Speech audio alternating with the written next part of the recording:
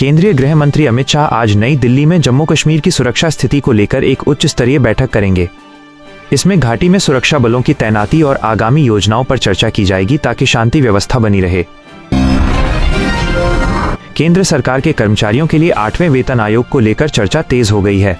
हालांकि सरकार ने सदस्यों की घोषणा कर दी है, लेकिन नई पे मैट्रिक्स और बढ़ी हुई सैलरी लागू होने में अभी कुछ समय लग सकता है। लद्दाख के सामाजिक कार्यकर्ता सोनम वांगचुक की हिरासत के खिलाफ दायर याचिका पर आज सुप्रीम कोर्ट में अहम सुनवाई होनी है। कोर्ट इस मामले में दिल्ली पुलिस और प्रशासन से जवाब मांग सकता है कि उन्हें किस आधार पर रोका गया। पुणे में आज से 2 दिवसीय महिला हितैषी आदर्श ग्राम पंचायत पर राष्ट्रीय कार्यशाला शुरू हो रही है। इसका उद्देश्य ग्रामीण स्तर पर महिलाओं के सशक्तिकरण और विकास कार्यों में उनकी भागीदारी को बढ़ाना है।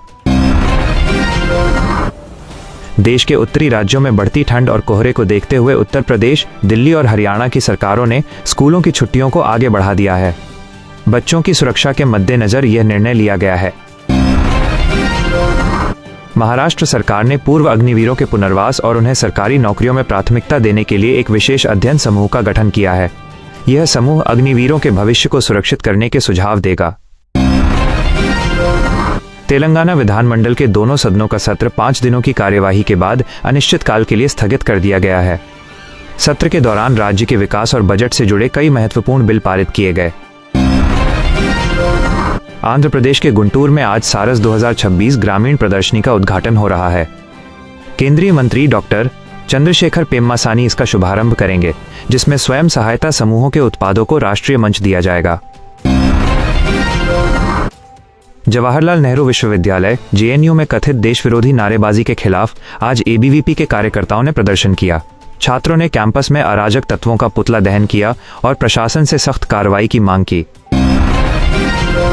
सुप्रीम कोर्ट आज एसआईआर स्टैट्यूटरी इन्वेस्टिगेशन रिपोर्ट से जुड़े एक महत्वपूर्ण कानूनी मामले की सुनवाई करेगा। इस सुनवाई पर कानूनी विशेषज्ञों और विभिन्न विभागों की नजर बनी हुई है, क्योंकि इसके फैसले के व्यापक प्रभाव हो सकते हैं। भारतीय वैज्ञानिकों ने सुपर कंप्यूटर सिमुलेशन के जरिए एक ऐसी तकनीक विकसित की है जिससे गर्म पानी को ठंडे पानी की तुलना में तेजी से जमाया जा सकता है। ये खोज भौतिक विज्ञान के क्षेत्र में बड़ी उपलब्धि मानी जा रही है। सरकार ग्रामीण क्षेत्रों में हाई स्पीड ब्रॉडबैंड पहुंचाने के लिए नई सैटेलाइट इंटरनेट परियोजना की घोषणा कर सकती है। इसका लक्ष्य 2026 के अंत तक हर गांव को डिजिटल रूप से सशक्त बनाना है। भारतीय अंतरिक्ष अनुसंधान संगठन इसरो अपने अगले छोटे उपग्रह प्रक्षेपण यान एसएसएलवी की तैयारियों को अंतिम रूप दे रहा है। इसके जरिए कई निजी कंपनियों के नैनो सैटेलाइट्स को कक्षा में स्थापित किया जाएगा। कृषि मंत्रालय ने एआई गाइडेड फार्मिंग पहल शुरू की है, जिसमें किसानों को मोबाइल ऐप के जरिए मौसम और मिट्टी की सटीक जानकारी दी जाएगी।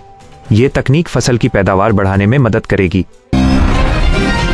भारत के पश्चिमी तट पर नया ग्रीन हाइड्रोजन हब बनाने की योजना को आज कैबिनेट की मंजूरी मिल सकती है। इससे ऊर्जा के क्षेत्र में आत्मनिर्भरता बढ़ेगी और कार्बन उत्सर्जन में कमी आएगी। बांग्लादेश के खेल मंत्री ने बयान दिया है कि उनकी टीम भारत में होने वाले आगामी T20 वर्ल्ड कप में हिस्सा नहीं लेगी।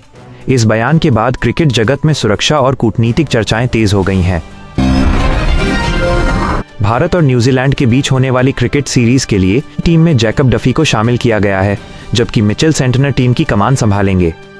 भारतीय टीम अभ्यास सत्र में पसीना बहा रही है। WPL के 2026 सीजन का आधिकारिक शेड्यूल आज जारी हो सकता है। फैंस बेसब्री से अपनी पसंदीदा टीमों के मैचों की तारीखों और वेन्यू का इंतजार कर रहे हैं। IPL के आगामी सीजन के लिए टीमों ने खिलाड़ियों की फिटनेस रिपोर्ट मांगना शुरू कर दिया है। कुछ खिलाड़ियों के चोटिल होने की खबरों के बीच फ्रेंचाइजी नए रिप्लेसमेंट पर विचार कर रही हैं। हॉकी इंडिया लीग के नए सत्र की शुरुआत की तारीखें तय हो गई हैं। घरेलू खिलाड़ियों के लिए ये एक बड़ा मंच होगा, जहां वे अंतर्राष्ट्रीय दिग्गजों के साथ खेलकर अपना कौशल निखार सकेंगे। दिसंबर महीने के GST कलेक्शन के आंकड़े जारी हुए हैं, जिसमें 6.1% की सालाना वृद्धि दर्ज की गई है। सरकार के खजाने में 1.74 लाख करोड़ रुपए से अधिक का राजस्व जमा हुआ है। सप्ताह के चौथे कारोबारी दिन भारतीय शेयर बाजार में उतार चढ़ाव देखने को मिल रहा है। वैश्विक संकेतों और विदेशी निवेश की निकासी के कारण सेंसेक्स और निफ्टी में सतर्कता बनी हुई है। अंतर्राष्ट्रीय बाजार में हलचल के कारण सोने और चांदी की कीमतों में आज मामूली गिरावट दर्ज की गई। ज्वेलरी खरीदारों के लिए ये एक अच्छा मौका माना जा रहा है। भारत के एडुटेक सेक्टर में एक नए स्टार्टअप ने 500 करोड़ रुपए की फंडिंग जुटाई है। यह निवेश दर्शाता है कि भारतीय स्टार्टअप इकोसिस्टम में निवेशकों का भरोसा अब भी कायम है। एक प्रमुख ऑटोमोबाइल कंपनी ने अपनी नई इलेक्ट्रिक एसयूवी आज लॉन्च की है। ये कार एक बार चार्ज होने पर 500 किलोमीटर की रेंज देने का दावा करती है।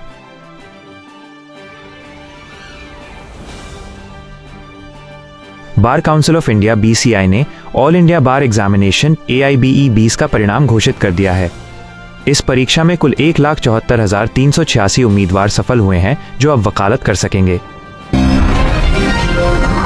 रेलवे भर्ती बोर्ड RRB ने जूनियर इंजीनियर GE भर्ती परीक्षा की तारीखें जारी कर दी हैं। परीक्षा अगले महीने विभिन्न केंद्रों पर आयोजित की जाएगी, जिसके एडमिट कार्ड जल्द उपलब्ध होंगे। अमेरिका के विदेश मंत्री मार्को